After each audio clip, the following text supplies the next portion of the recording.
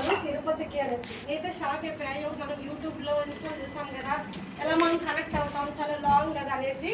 నేనైతే first time రావడము, మిమ్మల్ని చూడడము. యాక్చువల్గా మేము ఏమనుకున్నాం, ఇన్స్టాలో ఒక రీల్ పెడదాము, నేను తిరుపతి వస్తున్నా అన్న రీల్. కానీ మీ ఓల్డ్ గురించి ఆలోచించాం.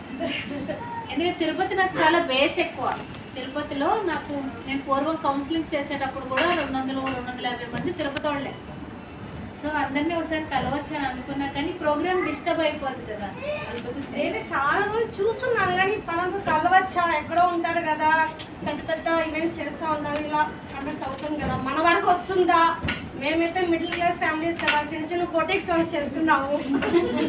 నేను సన్నకారు. సో నేను అనుకునేదాన్ని బేసిక్గా మామూలుగా యూట్యూబ్ అది ఇన్స్టా చూస్తా అంట. నాది బొటిక్ ఉంది, పిల్లర్లో రన్ చేస్తున్నాను, వేదశ్రీ బొటిక్ అనేసి.